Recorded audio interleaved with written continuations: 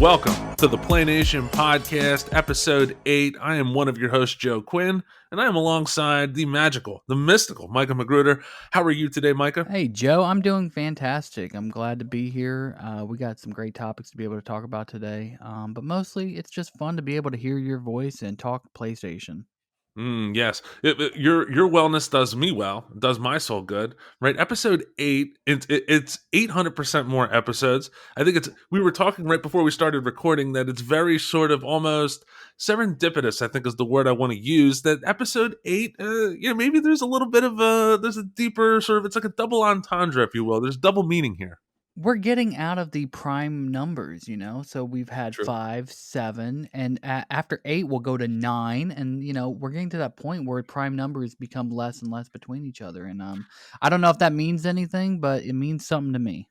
11 will be, I think, because after you get you have 11 and then 13. I don't know. Look, the good news is that we're getting into double digits, right? Double digits for me, I think, is a pretty solid accomplishment. We're coming up on episode 10. I mean, can you believe it's been almost 10? I mean, is that something that registers with you that we've almost done 10 of these things? It does. I mean, we started in November, and then we had December. We took a break, and we Right. came back in January, and January is almost done. I can't even believe that. It's So hard to yeah, I believe. mean, it's hard to believe, but at the same time, you put your mind to something, or you just dedicate a little bit of time out of the weekly schedule, and you can do anything. Dreamers of the day, your dreams become reality, right? So in other words, if we're dreaming out loud as we speak, Micah. That's exactly what we're doing, right? So episode 8. Now, Micah, how was your week? Right? Did anything? What you've been playing? What you've been up to? Right? So how is Micah? So Mike has been good. Mike has been well. Micah has been completing a few games on his list and also doing Mm, some other things around the house too. So what have I been up to? I've been mainly trying to get focused back into work, interestingly enough. So mm. performance reviews and all that have made me think, what is it I want out of life? What is my 3 to 5 year goal? And I have no idea. But I do know I like what I'm doing at work and I, want to be able to continue that. So I've been actually learning more about Python programming because it's something that's becoming more important. Um, and in addition to that, just some things at home too. Various things, helping out some friends. Did a service project on Monday that was a lot of fun. Just being able to gather toiletries and things like that, and then deliver them to the Media Fellowship House. That was a really worthy cause to be able to help that out. Nice. Uh, and then yeah, my week's kind of just flown by. That's the amazing thing about it is like, am I always looking forward to Sundays to be able to record with you? I think so, and maybe that's why they just kind of fly by. So how was your week? That's a pretty good week, right? And you're right. It does sort of Sunday feels like this culmination, right? So in other words, it's the culmination. It's like you get to record, right? It's like almost like a recap of the week, and that's awesome about I like giving back and doing something great for the community. That's awesome. And by the way, if you love what you do, you never really work, right? So in other words, if you love what you do, is it really work, right? So that's awesome. I've been playing some interesting games throughout the week, right? So I finished up the Pathless. I got a platinum trophy in the Pathless. Great game from Giant Squid. Uh, and yes, big applause, right? Number 103 for me. And so that's great. And then I'm finishing up sort of. I feel like this is the last hurrah. I'm finishing up the Division Two. There's if for the Division Two fans out there, there's currently a manhunt going on in the Division Two. I'm 75% done the manhunt. I now have to wait 2 more weeks for the next piece to unlock. So finished up my weekly sort of grind in the Division Two. And lastly, been playing sort of because gaming is a great way to bring people together, and especially during like quarantine, you can't really leave the house. So it's been a great way for us to sort of game together. We've been playing a lot of Overcooked 2 with a lot of Erica's sisters, and sort of we play online, and it's so much fun. It's like we're yelling at each other. Have you ever played Overcooked 2? Oh my god, I can't believe you even brought that up because yes, I have been playing Overcooked too. That is one of the games that has been on my list with my son. Oh my god, that game. So trying to play that game while at the same time having a conversation with my wife in the other room who's asking me questions, and I am just like, I don't know right now. Things are burning. I can't answer your questions right now. Wow, I've never felt more cortisol levels rising in my body than when playing that game, and like screwing things up because I'll tell you, me and my son, we play and we're like, we don't have enough cooks. We need more players. I mean, fortunately, we got more controllers, but not enough, you know. So we've only played 2 player. I think we need to get up to 4 player because there's just no way we can do it. Like some of these levels get extremely hard. So 4 players put you at an advantage, but it also puts you at a disadvantage just because, again, like it's quite literally like the tired phrase "too many cooks in the kitchen," right? Yeah. It becomes too much, right? And I love Overcooked because it's like it will test your relationship, it will test your friendships, it will test your relationships with other people because it's like it's contentious, man. It's like we're yelling at each other, but the feeling when you're working in perfect rhythm. So in other words, like when you start a level, it becomes like it starts out as this sort of this we'll call it a cluster, right? It starts out as this cluster, but then as you continue trying the level and you're doing it over and over again, and eventually when you get, because we're going for 3 stars on every level, of course, right? So, but when you finally hit that rhythm and it's like everyone's working together, it's very symphonic. It's very beautiful when you have that perfect sort of motion of everyone working in tandem and the meals are going out. So yeah, we've been playing a lot of Overcooked. Great way to, by the way, great quarantine game. Bring people together digitally, right? Yep. You don't have to be together. So shout out to Overcooked. Yeah, so it's been a lot of fun doing that. Let's go over in terms of what we're going to be talking about today, right? So we have 3 topics as per always, right? So topic 1 is going to be Resident Evil Showcase and demo, right? So Capcom Resident Evil 8 Episode 8, right, is coming out fairly soon, actually, based on the release date. But Resident Evil Showcase and demo. The second topic we're going to be talking about are online services. Microsoft kind of had we'll call it a kerfuffle this week with regard to price hikes. Obviously, this is a PlayStation podcast, but we want to talk about it through the lens of PlayStation as sort of online services relate to Sony and all that. So we're going to sort of touch on all of it. And then lastly, speaking of online services, you know what's an online service? Topic 3 will be PS Now games, which is, in fact, a PS online service. We're going to list our top 3 PlayStation Now games. So if you have a PlayStation Now subscription, and you have these sort of this online service that's available to you, fear not. Micah and I are going to give our top 3 games for the service, and we're going to give you some recommendations, right? Some good recos, as it were, right? So, Micah, if you're ready, I'm ready. Should we jump into the first topic? I'm way too excited not to. Let's do it. Resident Evil Showcase and Demo. Capcom showed off Resident Evil 8, aka Resident Evil Village, in a digital showcase this week. Resident Evil was given a new trailer, gameplay was shown, and a release date was given. Resident Evil Village will launch on PS4 and PS5 on May 7, 2021. As well, PS5 owners were treated to a demo that was available immediately at the time of the showcase. The demo was titled Maiden, and it was a combat free listed as a visual demo. I think is what they called it, a visual showcase, as it were, right? So, Micah, you watched the showcase. I think we both played the demo. Talk to me a little bit. What did you think of this? So, what an exciting time it is for Capcom players and Resident Evil players to have a game coming out and just, a little bit of celebration, right? Right. We expected to see some things related to Resident Evil Village, and we certainly did. And I think there was a little bit of a surprise there, too, in the fact that there's another game coming out where it's going to be a multiplayer game. If I had my notes up, I'd definitely be able to talk about it. So, I'm going to stall here to be able to say No. it's called Resident Evil Reverse, right? Yep. So it's going to be, there were some surprises and some interesting new game mechanics that are going to be coming up. Crafting is going to be a new system in the game, purchasing and selling items. So it'll be interesting. It's like you're in survival horror, but at the same time, you're going around purchasing from this NPC called the Duke. So I think it's going to be really interesting. And the demo, we can definitely talk about that in a minute because I had some fun with that. But yeah, very exciting for Resident Evil players, especially those who are trying to get back into the franchise. I think probably anybody that's played Resident Evil probably played at least the first or the second, and maybe some nostalgia has kept them from coming back to the franchise because they've heard things about others that weren't as good, or the gameplay has changed, and it certainly did change over the years, right? It became more combat versus survival horror, so I think, with Resident Evil Reverse being more combat focused and Resident Evil 8 hopefully being more survival horror, I think Capcom has a way of serving both fans of the series in different play styles. Yeah, this is an exciting time for Resident Evil fans. It's also an exciting time for Capcom fans in general because both are kind of going through this renaissance, right? So Capcom recently sort of had this rebirth of Monster Hunter, or I would not a rebirth of Monster Hunter, but a popularization of Monster Hunter, right? So, and then that came through, and they've brought back Mega Man, much to my joy, and now Resident Evil, right? Because Resident Evil 7, which was released I think in 2017, was sort of like a great return for the franchise because. A lot of people, I think Resident Evil 5 was in 2009 and Resident Evil 6 was in I think 2012, something like that. But these were not, we'll call, well received games. Resident Evil 4 was kind of the last quote unquote great Resident Evil game. So you're talking about 25 years of Resident Evil where there hasn't been a great Resident Evil game, right, in a long time. And then 7 comes along, and 7 is very, very popular. Right, so Resident Evil 7, very, very big, very, very awesome. So now Resident Evil 8, which is sort of a almost like a direct sequel because it's the same protagonist, and they talked about this during the showcase that it is in fact the same protagonist, right?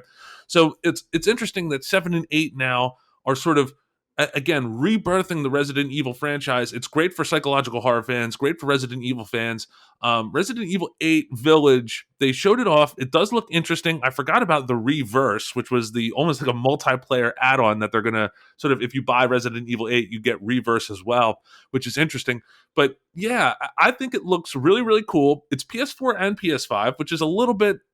We were talking about this offline, but a little bit disappointing for me that they're sort of again toning it down to the PS4 sort of world, right? Because again, so many PS4s in the wild, but it's going to be a great PS5 game, especially if you own a PS5. You're looking for the next thing to play. May 7th is not that far, right? So May 7th is not that far for in terms of a time to wait, we'll say. So new Resident Evil, I think it looks great. Now, did you play through the demo? I did play through the maiden demo, and I want to point out it's not really a demo of the game, right? At the very end, they actually say a visual showcase. It's a Thank you for visual playing. showcase. Right, and from a visual showcase perspective, I have to say it felt like a PS4 game. But Hmm. and the reason why I think it felt like a PS4 game is because I am playing on a 1080p Vizio a TCL TV, right? I'm bad at, the actual visuals Sure. I have in my home, right?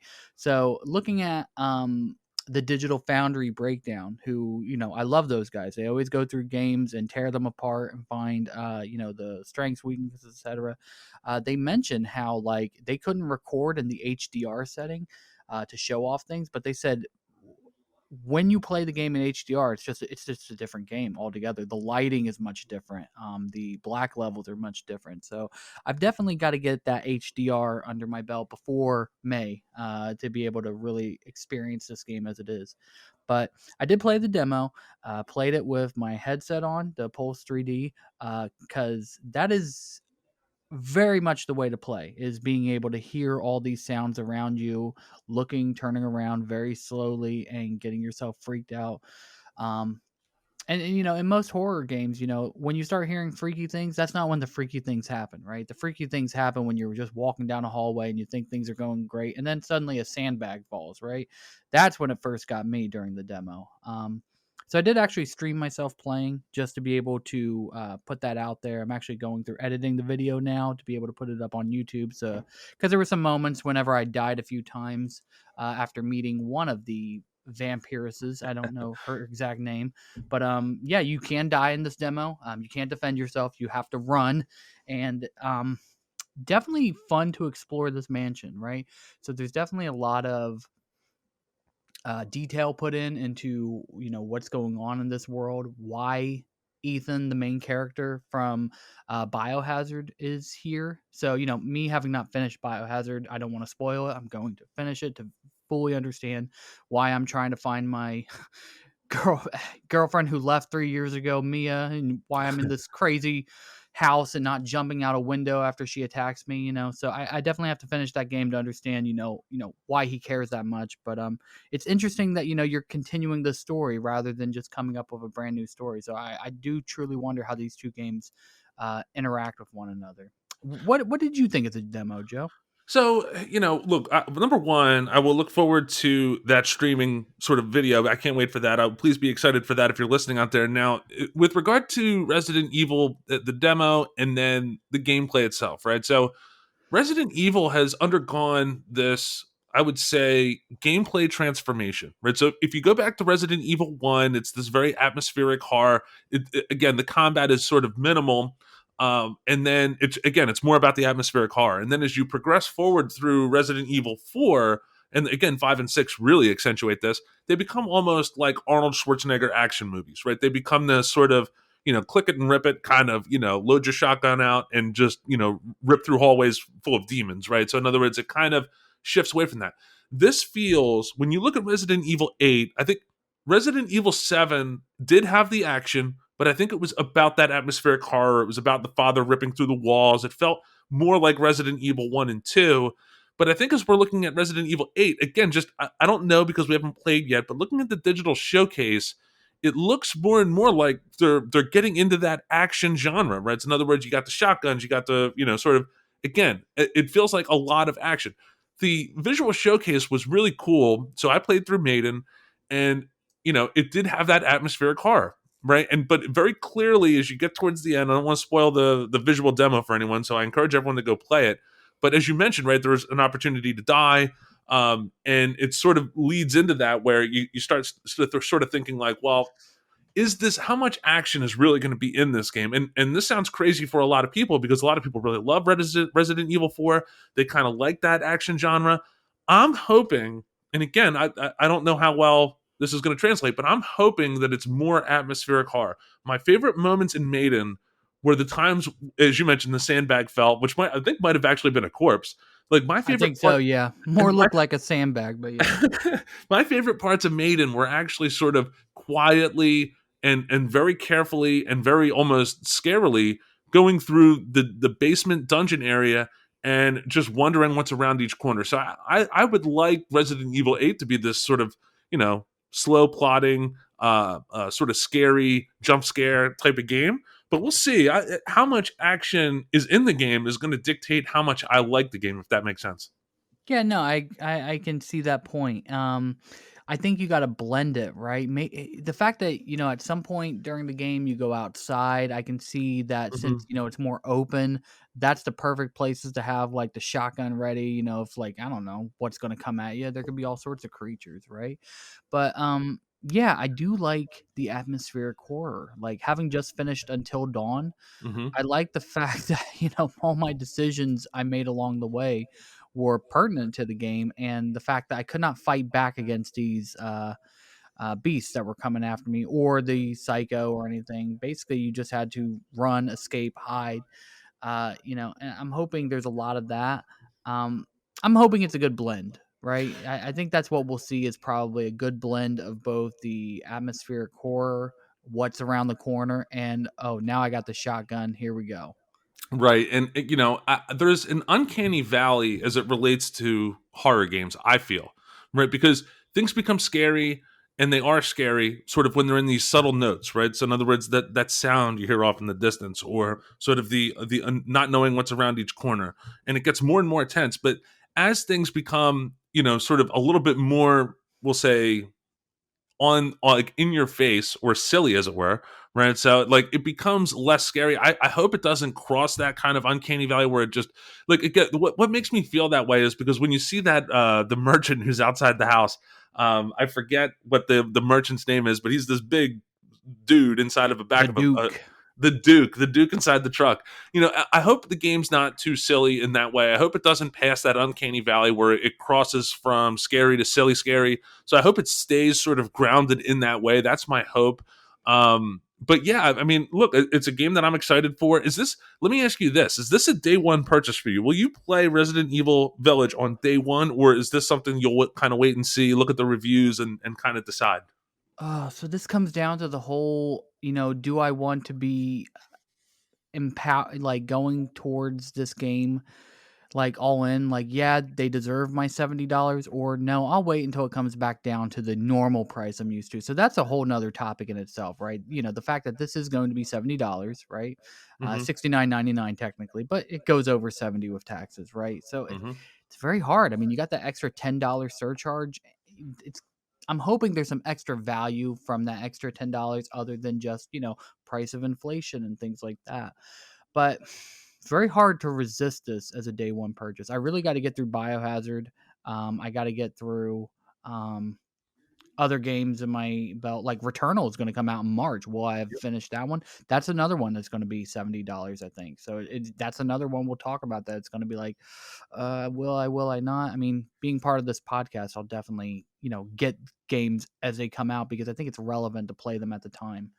Um, Well, but yeah, we're gonna keep our eyes on the story as it progresses because that's look, we're as professionals, Micah. That's 100% what we're gonna do, right? We're gonna keep our eyes on this. But that being said, look, I agree with you. I look, my thirst for PS5 games is real. And so in other words, I'm thirsty for that PS5 game that's going to come out. That's the next one. We talked about Returnal. We talked about It Takes Two. By the way, shout out on this podcast for the first time. I can't believe I'm only saying this for the first time, but shout out to Persona 5 Strikers. That's going to be coming out at the end of mid-February, so shout out to that. So my thirst for PS5 games is real, but I just don't. I don't see this as a day one purchase. It feels like a PS4 game in some ways. I wish it actually were not a PS4 game in many ways, right? But it is, and I just don't know. I'll probably wait and see a review or two. And I know that this is going to go on sale quickly. So in other words, if you're a savvy sort of game purchaser slash consumer out there, you know this as well. Look, this game I think will go on sale very quickly. Um, I want to see some reviews before I purchase again because I want to know how it sounds awful. I want to know how scary it is. Right? So in other words, is this going to be a silly shooter or is this going to be like a real, sort of chill me in my seat kind of game? So I want to see what other people say when they play it before I buy it. and let's be honest here too. You want to see that platinum list too. I You do want want you to want see. to see the trophy list and know is it going to be obtainable, fun, etc. No, I'm with you. I get it. I like being a patient gamer because money is a commodity. You don't have a lot of it.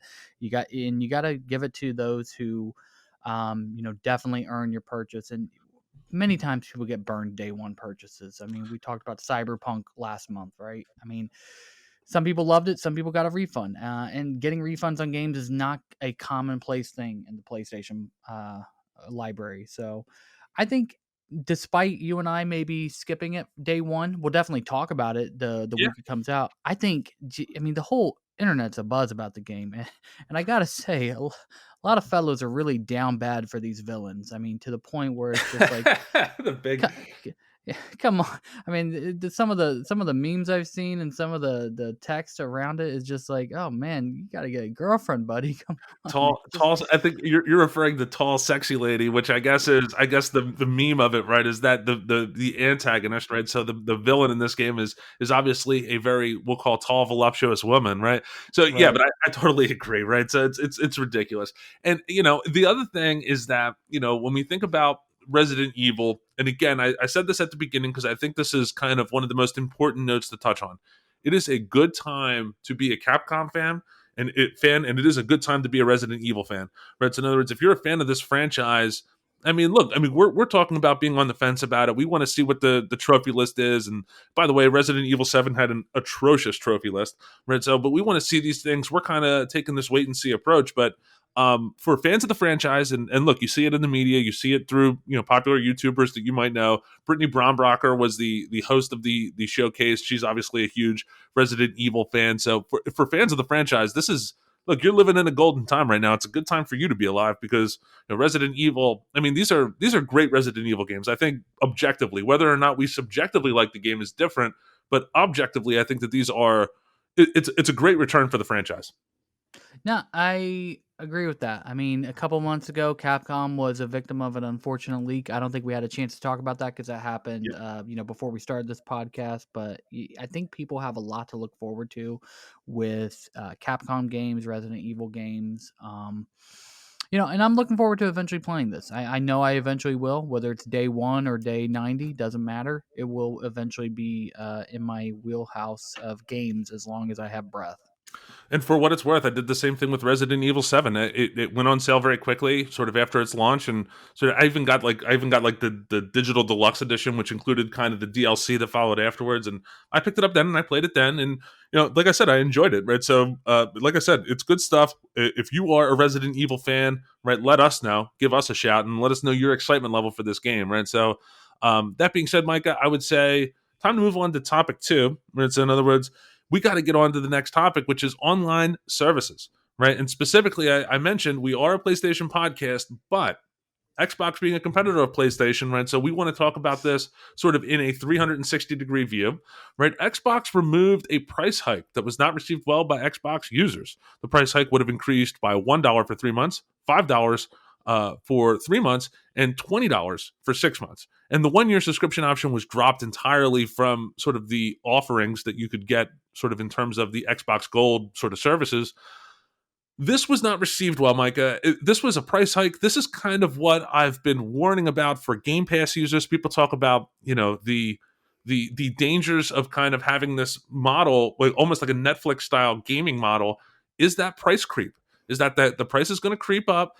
And as well, it touches on, and I want to talk about this a little bit too, which is ownership of games, right? So, in other words, do you really own your digital games? Is it better to buy sort of your digital license, as it were, or is it better to sort of have and we'll talk about PS Now, obviously, in the third topic, but is it better to have these sort of streaming options where you kind of have access to maybe several hundred games at a time, right? So, Michael, what was your take on this price hike?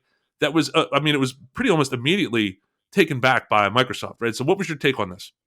So I think, the past couple of weeks I've been seeing the saltiness in the air, and it didn't get as salty until this price hike was announced because not only were PS fans, upset for Xbox fans. I mean, Xbox fans were upset as well too. There was very few people defending it, and those who were quickly, lambasted as being corporate suck ups and things like that. I mean, you're talking about a $1 trillion company here, just saying, "Hey, we want one more dollar from you."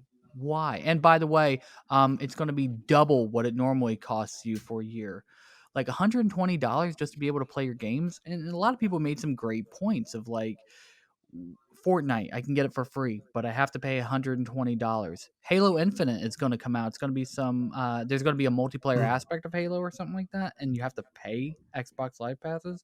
So I think the internet really blew up about this, and understandably so. And Microsoft, reversed their decision, which makes you wonder, was this a plan type of thing that they knew they were going to do it or not? I'm not going to get conspiratorial or not, Sure. but ultimately, this kind of decision is Microsoft saying, why do we have two different services here? And I even wondered the same thing with PlayStation too. Is they have two different kinds of streaming? They have a streaming service, and then they have the PS Plus experience too, where it actually allows you to be able to play games online. Um, so it's a question of, you have these two different services. At some point you got to converge them, and I think that was the goal with Xbox Game Pass Ultimate, was to try to drive players into that. If you're paying $11 a month and you see, well, if I just pay $4 more for Ultimate, I can get everything I want, plus all these games in the Game Pass library. um, yeah, it's hard from a business decision when you have these multiple services. How do you get all your users into it? And I think the only legitimate way of doing it, um, is to just be honest with your players. Like, we want people to start using this other service.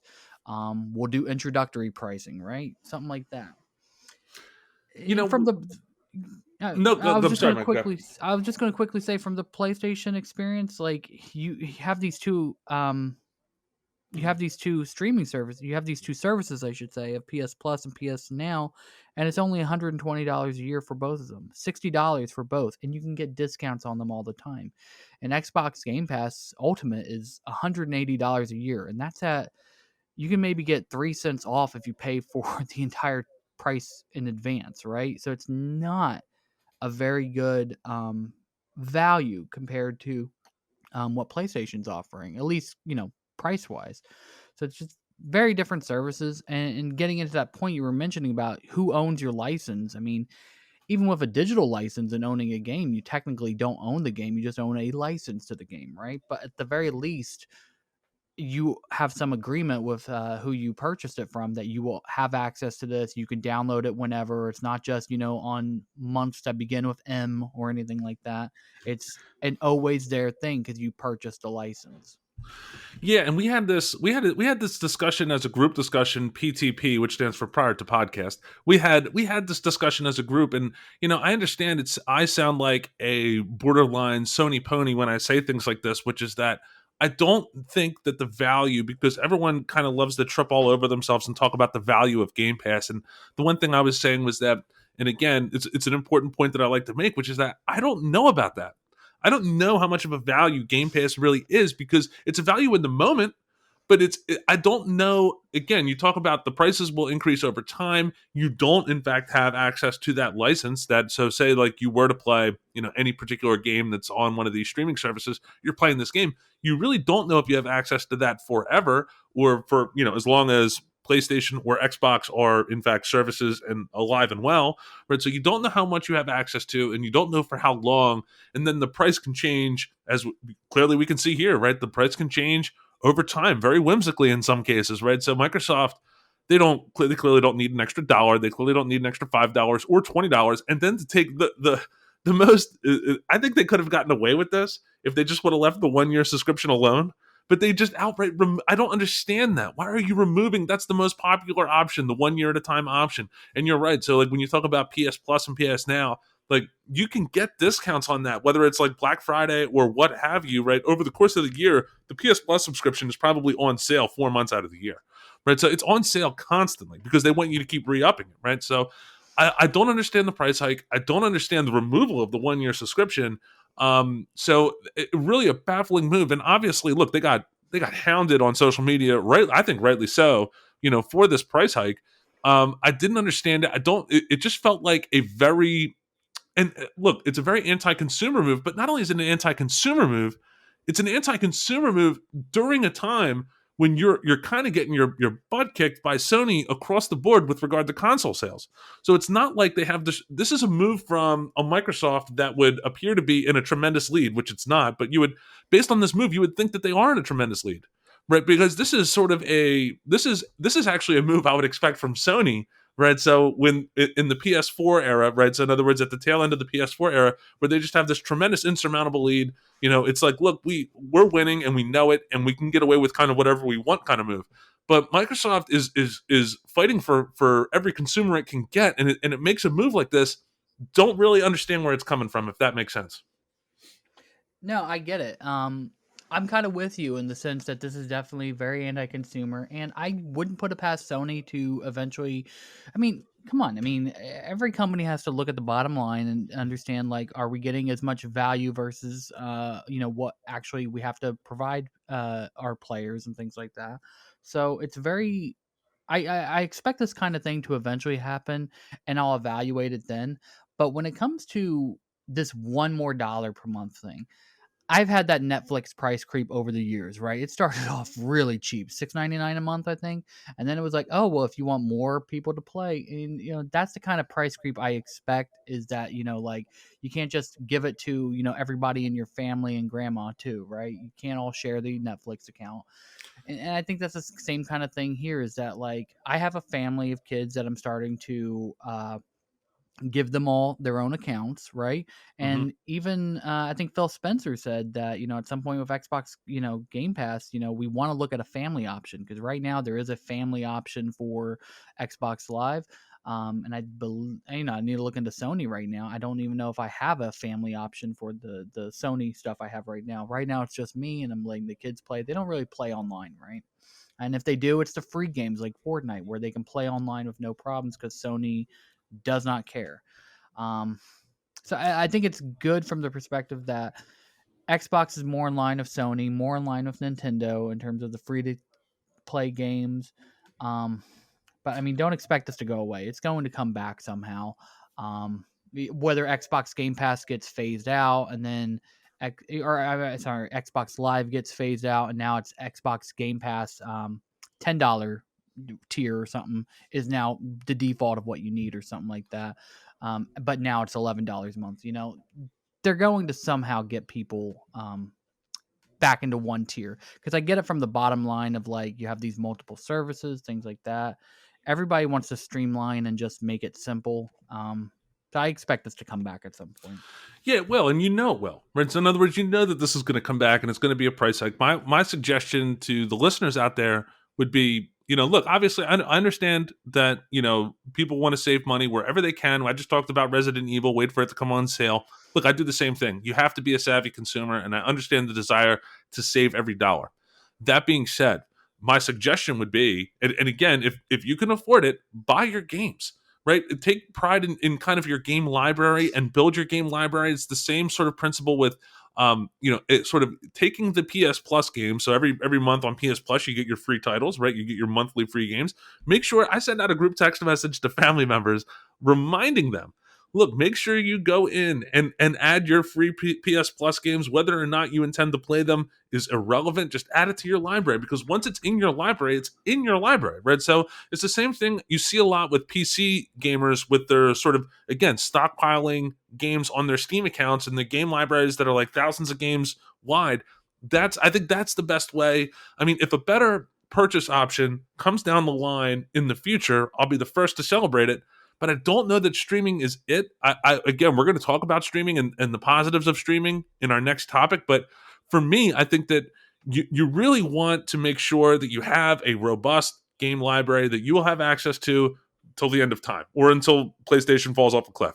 Right. So in other words, I think that yeah, if you can, and if it's something within your means, I would say buy your games, right? Because again, I don't. You talk about the value of Game Pass, the value of these streaming services. I think they're a great add-on. I think that they're a great additive.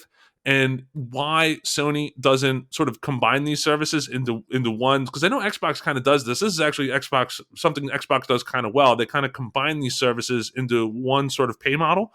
I don't know why PlayStation hasn't done that yet, where you can get PS Plus and PS Now kind of simultaneously for maybe a slightly discounted price, right? Maybe you talk about $120 a year for both services. Why there's not sort of a joint both services for maybe like 110 or 100?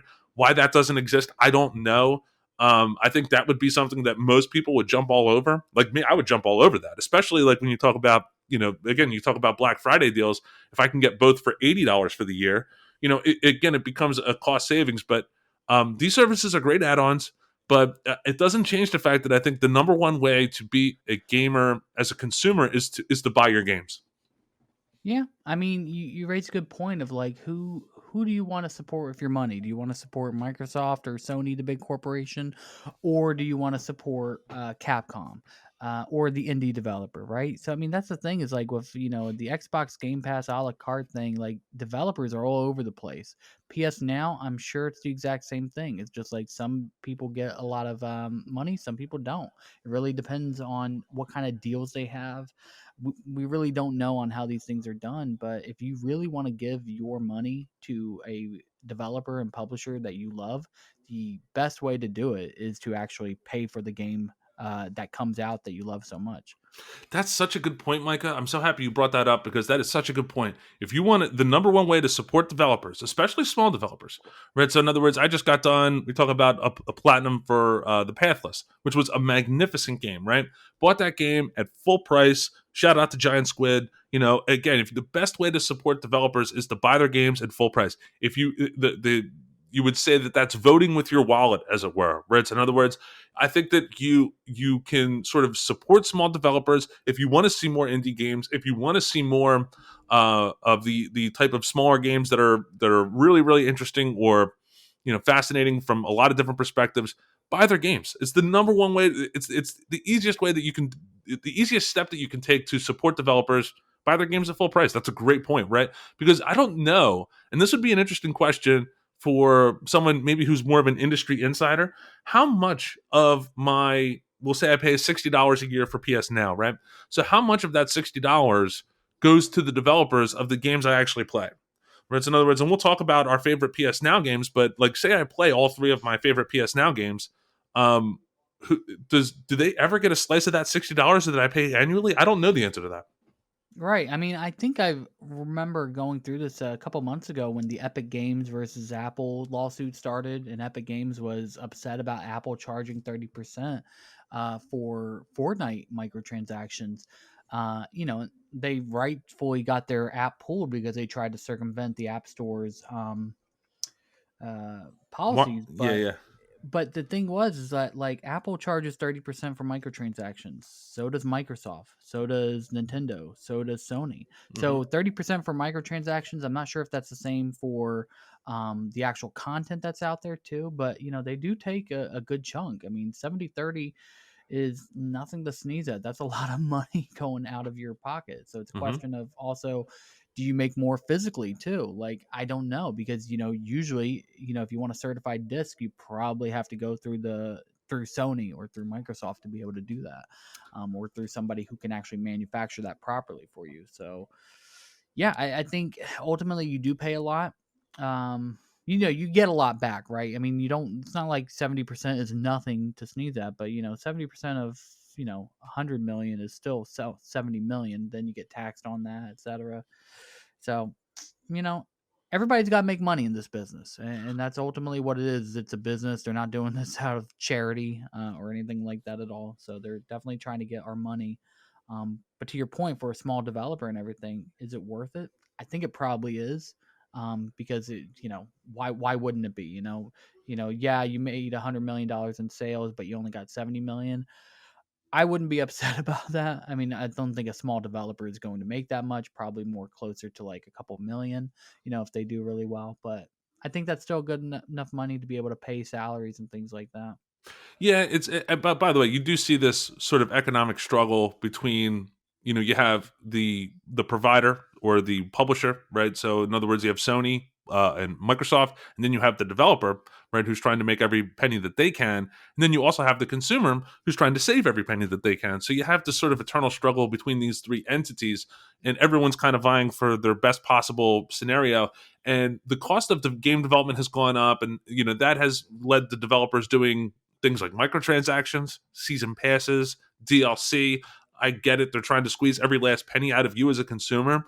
But, when you talk about smaller developers, right? Again, 70% of 40, 60, or $70, whatever the cost of the game is, right? Like, I was more than happy to pay for the digital deluxe edition for Housemark to support Housemark. So in other words, again, vote with your wallet if you want to see more of something. But you have the three entities. Everyone's vying for their particular position. Sony wants to make their cut. The developers want to make as much money as possible, and you want to save as much money as possible and extract as much value as possible from the other two entities. It makes sense, but I still think the best pathway as a consumer is still buying your games. And again, whether it's a digital library or a physical library, if you have access to the license of the disc, I think that's the best bet. I think that's the best way to go forward. But look, we'd like to hear from you, right? So if you're listening out there, let us know what you think in terms of, do you prefer the streaming services? Do you prefer the Netflix style? Or do you prefer sort of the a la carte, buy the games as you wish, right? So, Mike, anything else to add with regard to these online services?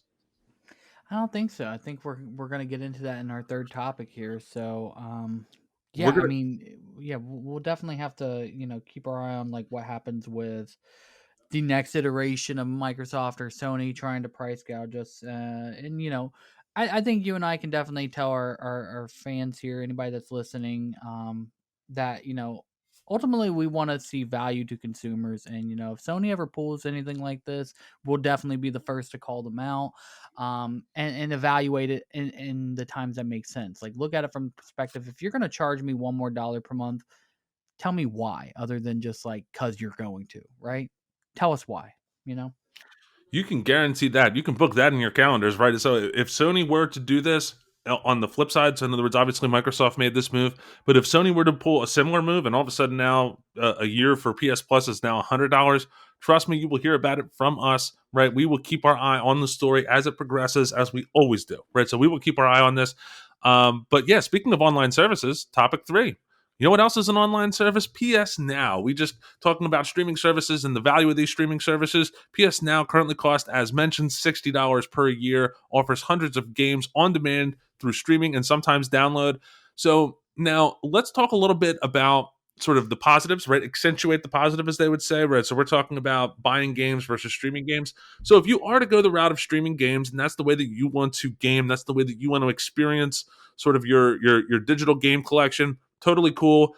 PS Now is, I think, a really good way to do that. The real, and again, we'll talk more in depth about PS Now, but the real benefit of PS Now is that for PS4 games, and obviously PS5 games moving forward, is that you can actually download it to your system, which again, it doesn't have the lag, it doesn't have the sort of the sometimes difficult life of streaming it, right? Especially if you live in the Midwest or you don't have, the best, we'll say, uh, internet connection, right? So it is a little bit difficult sometimes to stream some of these larger games. They are getting better with it, but I like the option to download. I think that really circumvents a lot of the internet connection issues. But Micah, before we get into our top three PS Now games, which we're going to recommend to our audience here, just any top level views on PS Now as a service, right? How are we liking PS Now? So I love PS Now. I think you could have the greatest internet connection in the world to it, but if you don't have that proximity to their data centers, you can forget about being able to enjoy a latency-free game, right? Right. So I mean, it's that the question of bandwidth versus latency, and really, you just have to have very good latency. So a wired connection is best, or a really good Wi-Fi type router with Wi-Fi 6 or something like that. Hmm.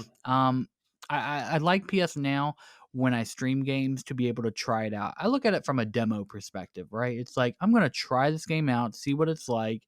And most of the games I play, they're usually PlayStation 2 games or something like that, where they don't require Twitch type Right. interactions or anything like that. So I don't have to worry about fastest finger draw or anything like that. But there are a few games sometimes I'll mention it in a minute where I am playing them and I do need that kind of fast reaction sometimes. So I like it from the being able to try out games. I love the fact that I can download games and be able to put it there. I've done that already. And having upgraded internet, I'm really enjoying the fact that it gets onto my console really quickly. Um, but again, it comes down to that point of running low on hard disk space. I really, really am looking forward to Sony's plans on expanding the hard drive space. Yeah, I love the point you made about sort of the smaller titles and that really being sort of, I guess, the what you would call the optimal title to stream, right? So Erica is a big fan of Frogger, the old arcade game Frogger, and there was like a PS2, PS3, I don't even know which one it was, but it was like an old sort of remake or reinvention, as it were, of just Frogger. And we were playing that. That's a perfect game to do with streaming because ultimately the latency. And by the way, I hate to say this, but even with that, you feel it a little bit. But that's a perfect type of game where it can be streamed easily. It's not big. It's not intensive. It doesn't have these giant worlds to sort of pull through the internet. So that's a great game to stream. And as well, like I said, the download option for me worth its weight in gold, right? If you can download the game, then you don't even have to worry about how close you are to a data center because you're just going to download it, and that's fine by me, as it were, right?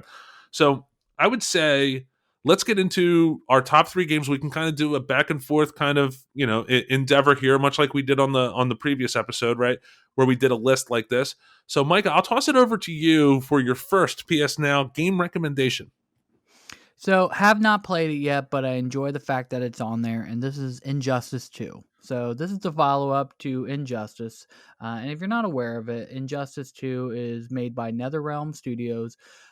So, they've made Mortal Kombat games before, I believe, and uh, Injustice is a fighting game, right? So it's a really good fighting game in the DC Comics universe, and I love DC Comics. I really do enjoy the DC characters, and this world of Injustice is fun because Superman's a bad guy, So it's like it's actually kind of cool to see this kind of stuff. It's just like you're fighting against players that normally they're the good guys. And within this game, it looks like there's a good plot, very similar to the first game. So I'm looking forward to actually playing this one. This might be one where I have to download it again because of fast reflexes and things like that. Might have to. But I am enjoying the fact that that's available and I can be able to play that at some point in the future. So these DC games, by the way, the fighting game community is a rabid community, right? So the fighting game community takes their craft or their games very, very seriously, right? So you talk about Street Fighter, you talk about Mortal Kombat, you talk about a lot of these games, and the communities around these games are really, really. It's a tough crowd. I'll put it that way. It's a very, very tough crowd because they see the slightest imperfection or the slightest imbalance of a character that's just a little bit OP, a little bit overpowered, right? And the community is all over it. Now, that being said, that this is a tough crowd, the Injustice games get rave reviews from this community, right? So they love the Injustice games, specifically for two reasons, at least. Again, as I've also have not played Injustice or Injustice 2, but the thing that they rave about when they talk about Injustice and Injustice 2 is the fact that the actual campaign, I guess you would call it that, right? So the campaign, when you go through and you're playing almost like single player mode, you're playing the computer. The campaign is really really good, right? So you talk about Superman as a bad guy, that they've crafted this DC world and this DC story that is really compelling stuff. Like multiple people who I talked to about this game said, look, even if you're not good at fighting games, even if you're not like competitive and you're not part of the community and you're not one of these over the top sort of FGC sort of gamers, right? You can play through Injustice 2, enjoy the campaign, right? You can play through as Batman or play through as Superman and enjoy the story that they've put together for this particular game. That it's actually really compelling in that way. So that's the first thing that a lot of gamers that, again, I've talked to have spoken about, is that the campaign by itself is kind of worth it. And then secondly, is that it's actually, and again, this kind of goes without saying, that it's actually a really good fighting game. It's a good, tight fighting game. Again, you talk about the slightest imperfection or the slightest sort of, overpowered character being noticed in this community. The games are received well in that way as well. So not only is it a great game for beginners, but it's also a great game for experts. So I love the recommendation of Injustice 2. It's always one of those games that I kind of look at and I say, huh, that's a really good game. I should play that, and then promptly move on to something else. So let's move on to my first. I'm going to give a shout out to a developer I've already given a shout out to this episode, but I'm going to do it again because right now I'm just really loving them and loving their games. So this is a key opportunity to give another shout out to Giant Squid and their previous game, which is Abzu. It's an indie game. It's a game that you can complete in, I want to say, under 2 hours, under 3 hours. It's really not difficult, but it's not a game that you would want to speed through. It's not a game you actually want to get to the end of. Abzu from Giant Squid. For folks who aren't familiar, Giant Squid is actually a offshoot of a lot of the people or the creative minds that were behind that game company. And that game company was responsible for one of the best games of the PS3 era, and one of my favorite games really of all time, which was Journey. So in other words, a lot of the creative minds behind Journey, they kind of did their own thing, became Giant Squid, and they did Abzu. And Abzu is one of these games where, like, I would play Abzu, and I recommend you play Abzu if you're out there listening. You're going to play Abzu.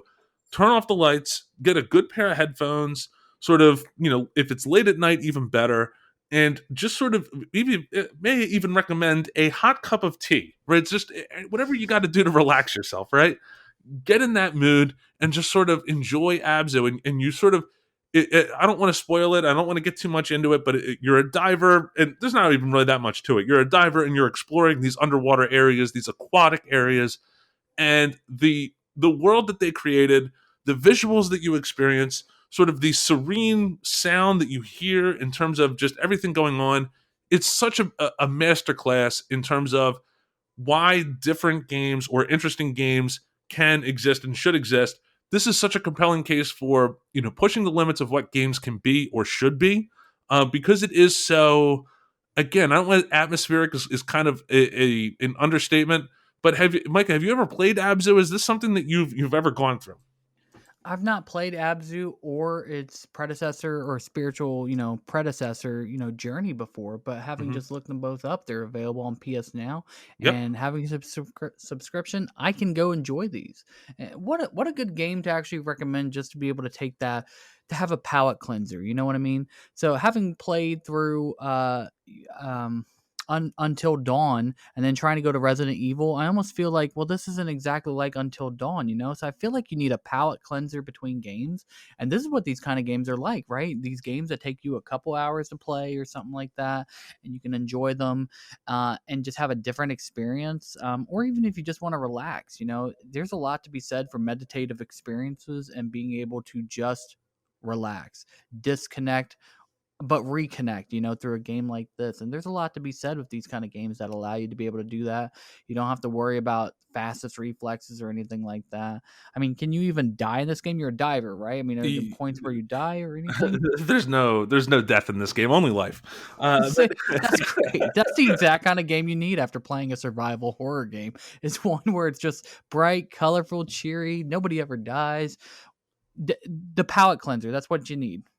That's such a terrific way of putting it, and I also liked the two-word phrase this because I think this is so true. It's a meditative experience. It really is that, and it is an outstanding palate cleanser. By the way, if you've never played Journey as well, right? This isn't on my list, but play Journey. I mean, Journey was one of these games that really, again, we talk about changing your mind in terms of what games can and should be. Journey was 1,000% one of those types of games.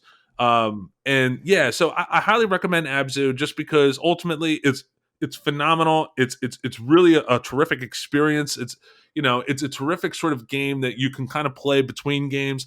It's a game that really should be played in one sitting, just to give that recommendation as well. If you're gonna play Abzu, kind of go through it all in one go.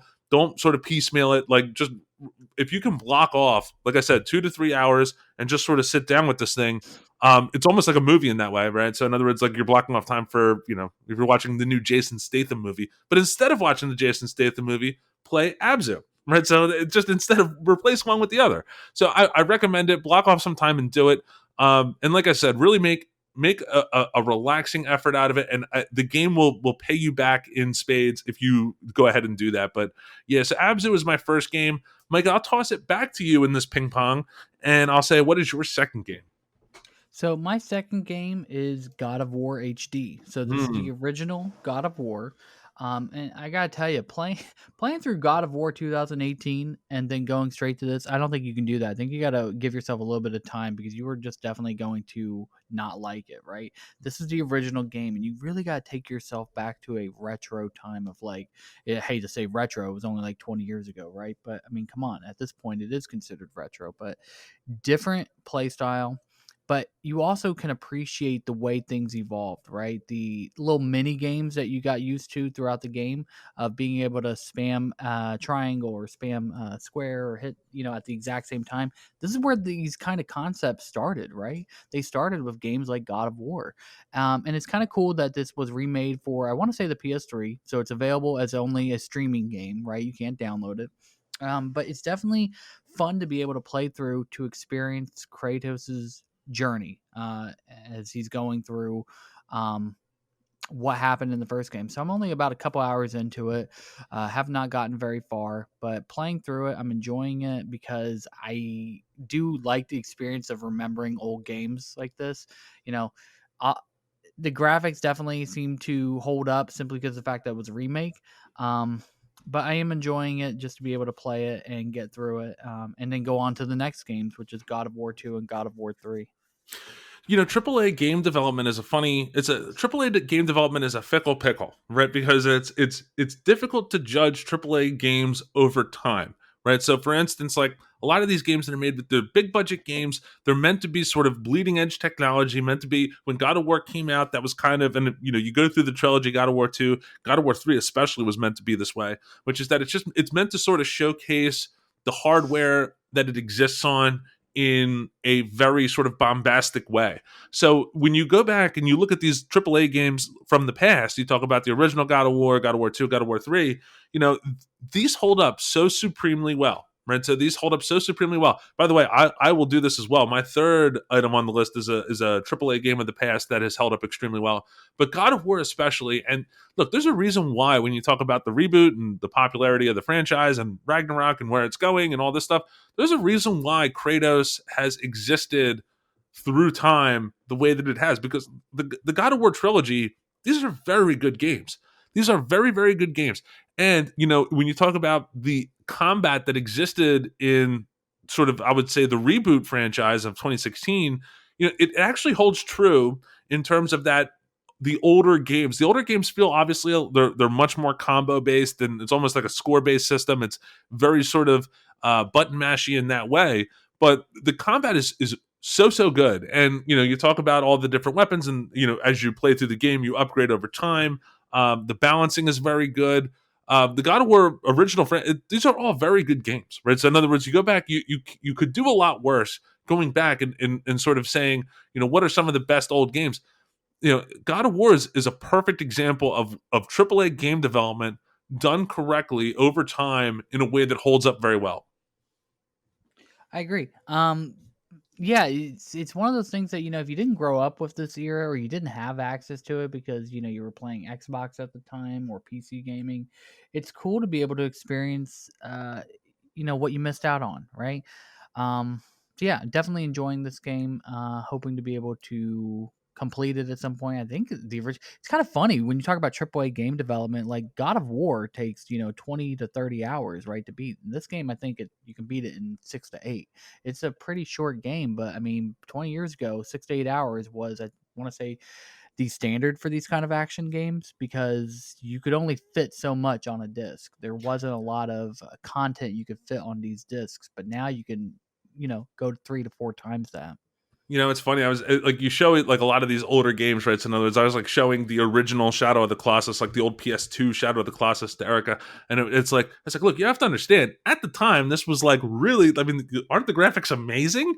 And it's just obviously up to today's standards. You would sort of look at this, you give it sort of a side eye. It's like, oh well, but you have to understand, like, and by the way, if this was sort of the launch point, I don't. It clearly wasn't, but like it's a great example of these short compact games. I was about to credit it for launching the sort of short compact 6 to 8 hour campaign, but can't give it that much credit. But you know, I love the time frame. It respects your time. It gives you the story. The developer tells you what they want to tell you. Great game, right? So absolutely amazing. Micah, I will then take the reins from you, and I'm now going to go ahead and give my second game. Right, so my second game, I'm actually going to do the AAA game. So this is an older AAA game, older in quotes. I guess at this point it's 2 generations old. But I want to give a shout out to Naughty Dog, and as I always do, and I want to give a shout out to Uncharted 3: Drake's Deception. You talk about a AAA game that has held up very, very well over time. And this is also really an excuse for me to sort of argue that Uncharted 3 is, in fact, the best Uncharted. But shout out to Uncharted 3: Drake's Deception. I think that it's the best of the Uncharted series. A lot of people say that Uncharted 2 is the best Uncharted game, and very few people will say Uncharted 4 because of its graphical fidelity and just its next gen sort of prowess is the best game. But a lot of people leave Uncharted 3 out of the conversation.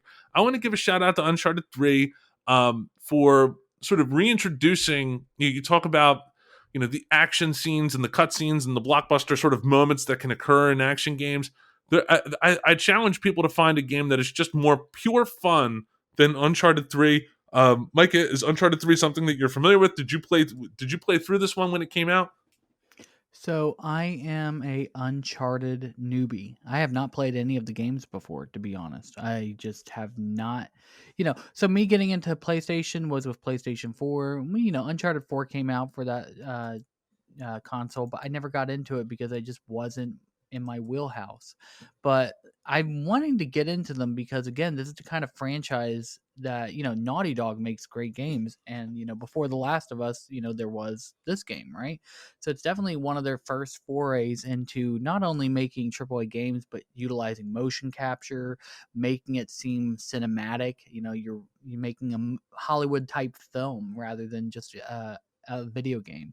So I can definitely see why this one might be on your list of favorites simply because it was at that precipice where the PlayStation 3 was um, coming to a close and PlayStation 4 was coming out. So released in 2011. That's usually when games hit the game hit their stride, right? Right at the end of a generation. We saw that with The Last of Us and we saw that with The Last of Us 2.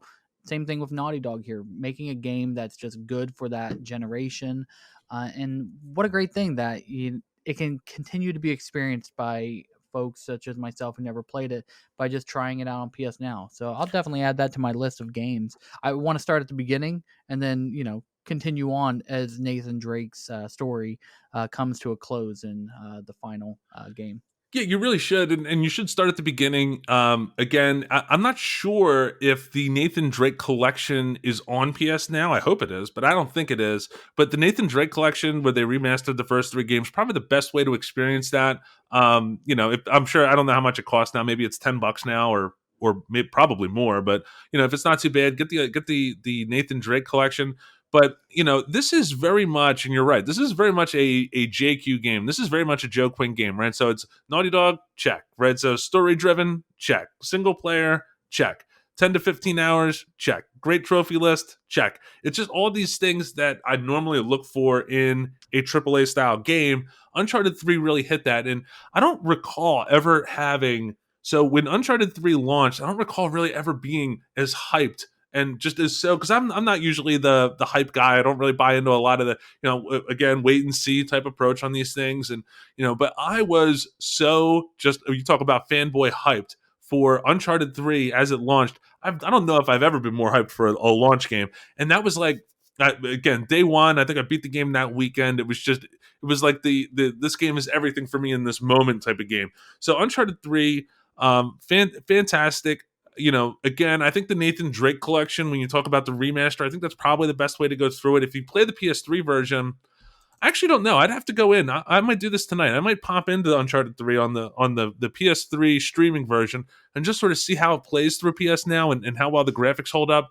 Obviously, the remaster will be better, but I think this game holds up graphically extremely well. So, in other words, especially when you look at like a lot of the different scenes where like Nathan's jumping out of an airplane and all that stuff, it just, you can have a game like, again, you have a palate cleanser, an artistic game, a very sort of, sort of a, a very artsy fartsy type of game like Abzu. But I also wanted to include something that is that AAA, that is fun, that's really, I mean, it's just run and gun type of action. So Uncharted 3, Drake's Deception, give it a shout on PS Now, give it a stream, as it were. Hopefully, it holds up very well. That is my second game. Micah, I will toss it over to you for your final game. So we kind of already spoiled it earlier, but Overcooked 2 is my third Overcooked. PS Now game.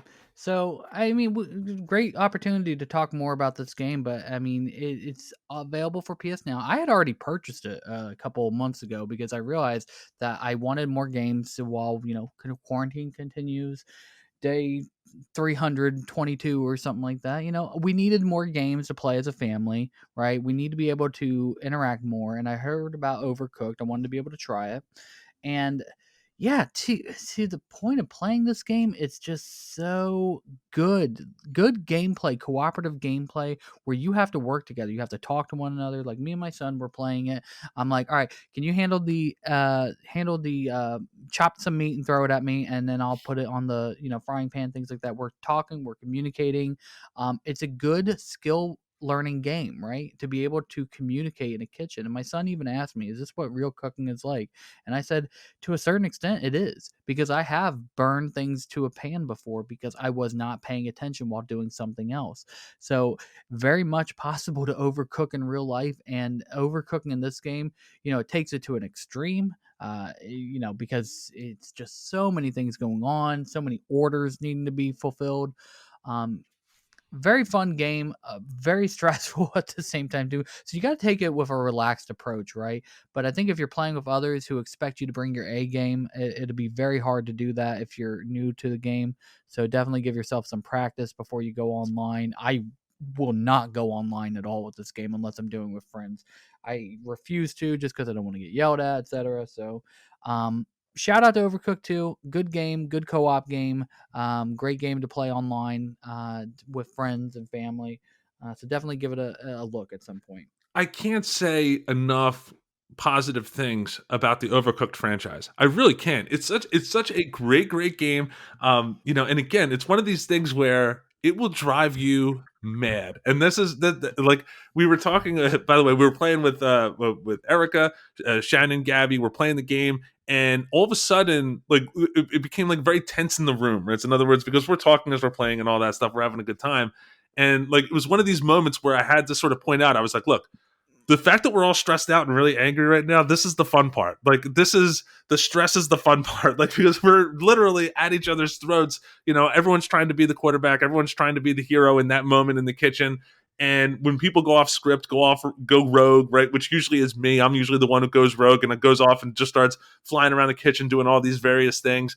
It's totally insane, but it's fun, right? The insanity is fun. The stress is fun, which is really, really difficult for any game to pull off. Right. So in other words, forget, obviously Overcooked, Ghost Town Games, I believe is the developer here. They have made something that is both infuriating and hilariously fun at the same time, which is really, I mean, I don't know how many other games that can really pull that off and pull it off as well as this. It's one of those special games, perfect quarantine game. I love this as a PS Now title. This is like when we talk about the games that we really want to highlight, and hopefully people will download. Hopefully people listening will play. Overcooked is one of those games where, yeah, if you have a PS Now subscription, you've never played, you want to connect with family and friends, you can't pick a better title. And just remind yourself, the stress is the fun part, right? So in other words, the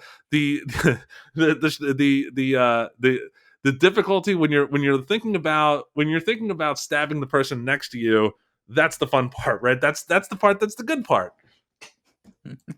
Yeah, you definitely don't stab anybody, Well, but I mean, it's not that type of game. It's not, yeah, but that's the thing is you got to remember it's not serious. It's right. fun, and that's the thing I had to remember while going through the game is just like, okay, this is not serious. My son, he wants to play it all the time, and I'm like, I don't know if I can handle that kind of stress, but I'll do it for you, son.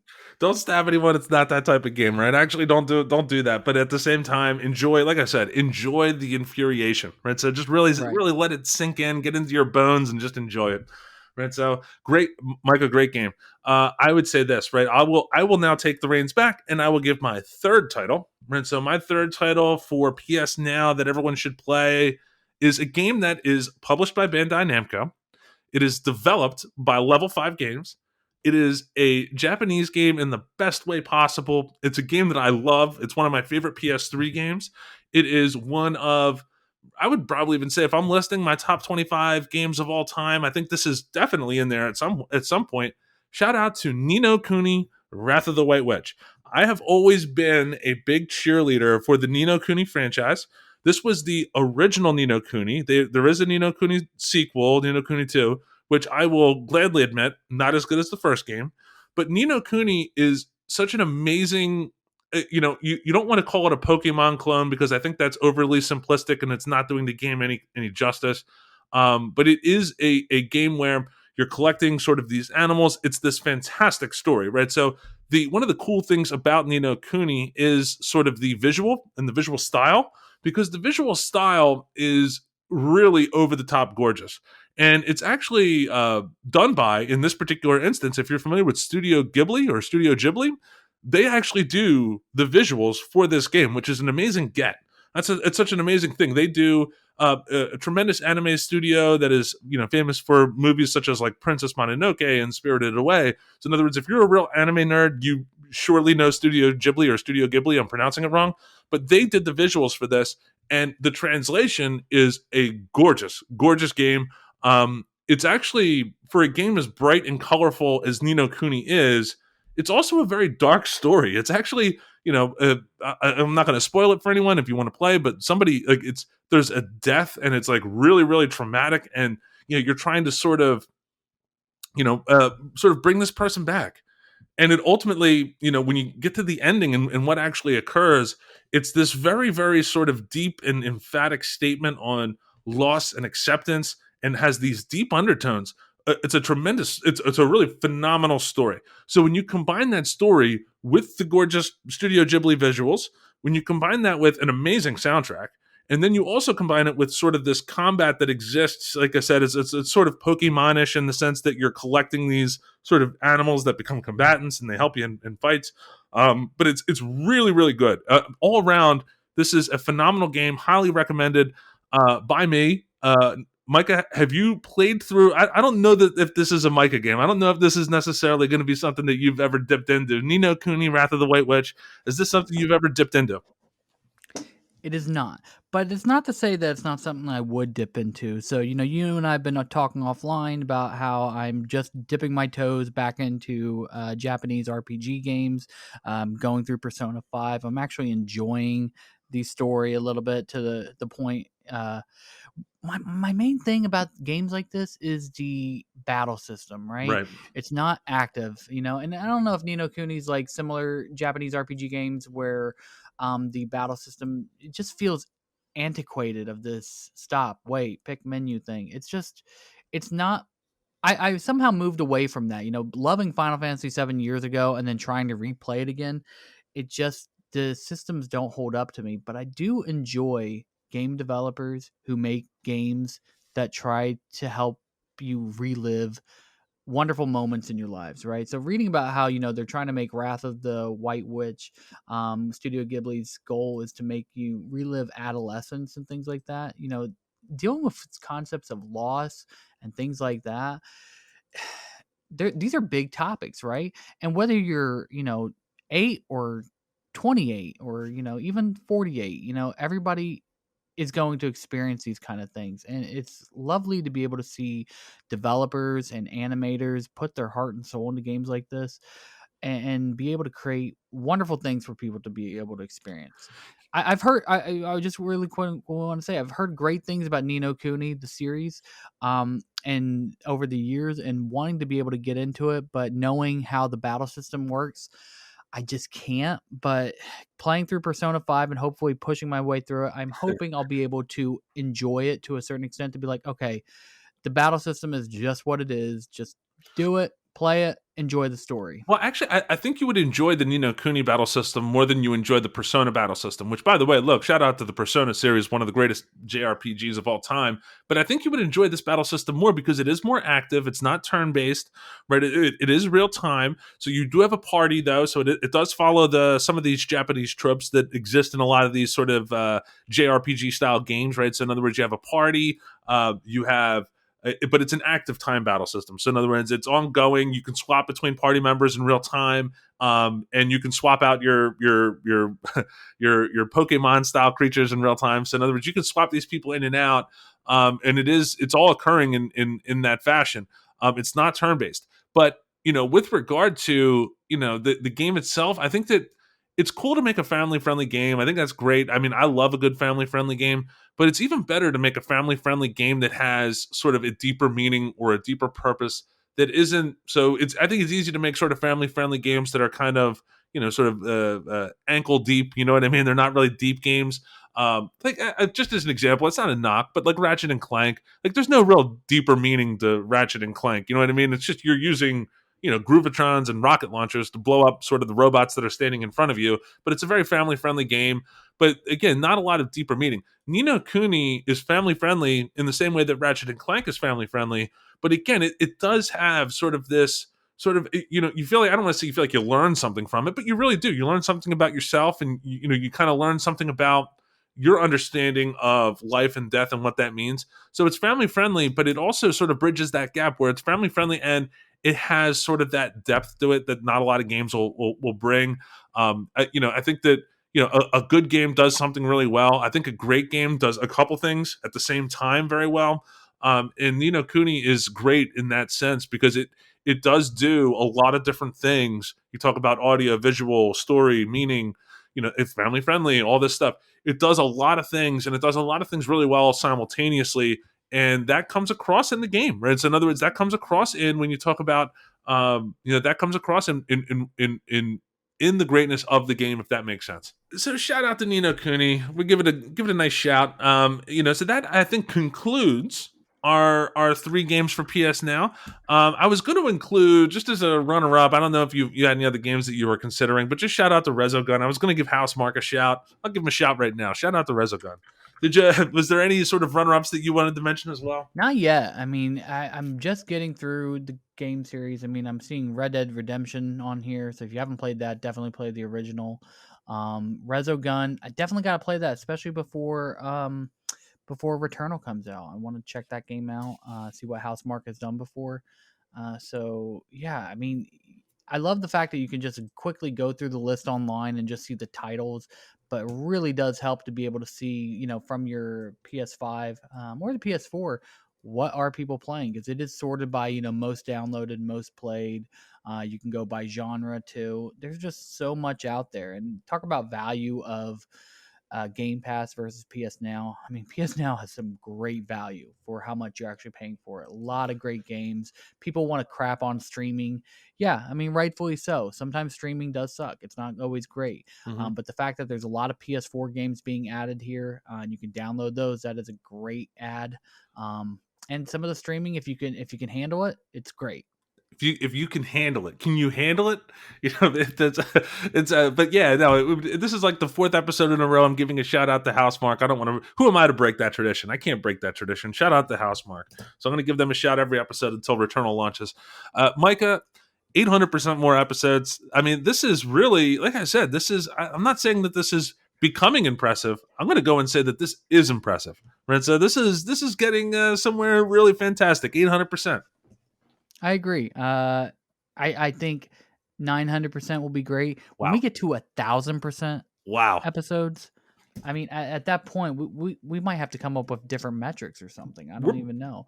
we're We might blowing have to break out the calculators to figure out new numbers that we have to multiply here on how many great episodes we're putting out. we're blowing the hearts and minds of both America and the world. There's no question about that. I think that's I don't think I'm overselling it at all, Micah. I don't think I'm overselling it even a little bit. Blowing the hearts and minds of Americans and everyone around the world. Michael, what are you doing this week? Do you have any plans? Do you have any plans for this week? What's this week look like for you? Playing some of these PS Now games, playing some of your great recommendations for PS Now, Hey, playing through a few other games I've got. Can't even think right now just because of the fact that, getting to that point of the afternoon where lunch has started digesting and now my stomach's like, hey, what's for dinner? I'm not even sure. So definitely thinking about food at this current moment. Um, Going to probably make something really good tonight. And then the rest of this week is going to be a focus on some various different things from editing videos, having a lot of fun doing that. So, if you ever get into streaming, Joe, and you need some help editing, let me know. Definitely be happy to help hey, you. It's something that I like doing, right? I'm starting to like it. I don't know if I'll make a career out of it, but I'm enjoying it. Just getting through the week and enjoying it, right? I say getting through, just experiencing the week. That's what I want to do. the week is the week itself. The nature of time passing is by its very nature an experiential sort of thing to enjoy. By the way, my stomach is empty, my throat is parched. You talking about food now? I'm thinking about food. Right, I believe we have some leftover. This is a weird thing to have leftovers of. We have some leftover bacon downstairs. I'm going to heat that up and eat it. That sounds delectable. Really good. Oh, it's as good as it gets. So I'm going to do that. I'm with you on the streaming thing. I'm, talking about PS Now and these games and stuff. This has me super jazzed. Right now, I'm super jazzed to go down and check out the God of War collection and go through a lot of these different games. Maybe I sit down through Abzu. This week for me is going to be, it's going to be. I think I can feel it in my bone marrow that this is going to be a very relaxing and enjoyable week. I'm gonna like they say you should put out positive energy into the universe, and then positive energy will come back to you. So I'm gonna put out that positive energy into the universe. This is going to be a fantastic and relaxing week. And if I feel like if I say does it work like that? If I say it, it happens. Is that the way it works? It's something I remember reading. Jim Carrey does this thing. It's putting the positive energy out, like focusing on it. Like that's how he says he gets all his great movies, is that he actually wills it into existence. I don't know if that is actually how it works, Mm-hmm. but certainly can't hurt. Being positive to not only your own mind but to others goes a long way. I mean, there's a reason Mr. Rogers, Bob Ross, they're so beloved, right? Mm-hmm. They weren't jerks, right? No, they they're not were jerks. good people at heart, and I think that's the kind of thing we all have to be. Even if we are jerks sometimes, just mostly be nice. It's like it costs nothing to be nice most of the time. Put that on my tombstone. He was not a jerk, right? Not a. You can even just do three words. Not a jerk, right? So in other words, Yeah. that would be fine. That's how I want to be remembered. And by the way, that is a very good category to be in. If you're in that category with Bob Ross and Mister Rogers, and you're out there not jerking it up. You know what I mean? You're just out there nicing it up and just being super nice all the time. I think that's a good way to exist, Mike. I think that's a good life plan. I think I'm going to follow it. I Hey, you know what? I think you could do a lot worse. You could do a lot worse. Micah, this has been episode 8 of the PlayNation podcast. 800% more episodes. I'm thrilled. I can't wait for next week. We'll give you an update on. Oh, by the way, for streamers out there, you mentioned the streaming. I wanted to mention this. I have, and this is also something I wanted to mention to you, Micah, which is that I had to set up my camera in such a way that it was, shall we say, visually appealing. Right? So in other words, I had to switch it. I was Mm. going to stream and I had my camera set up, and it wasn't as great as I would want it to be. But please be excited for not just Micah streaming, but me streaming as well. So if you're out there listening, look, expect some streams out there. Expect some streams to come for all the platinum trophies, all the Abzu, all the Nino Kuni, all the God of War. So it's going to be out there, Micah, coming very soon to a theater near you. I'm very excited to hear that, and I fully understand what you're talking about the right camera Gotta angles. get Right it. now, mine's got this one where you just see the tops of my knees, and yeah, it's not the best angle, but it works because of the way I play. So just keep the legs down, and you can see my head as I'm streaming and everything. Yeah, I'm looking forward to that, Joe. Let I me was know when that happens. please be excited. I will do. I was thinking about doing a Division 2 stream where people can experience my Division 2 character, but and all the different loadouts I have. But now thinking about this, I think I'm going to do an Abzu stream front to back. We're going to play the game. We're going to go literally play the game Abzu front to back. I'm going to do that on a stream. I just decided now. So Micah, episode 8. We're approaching 900% episodes. Micah, look, let's enjoy our week. Let's get out there and do this.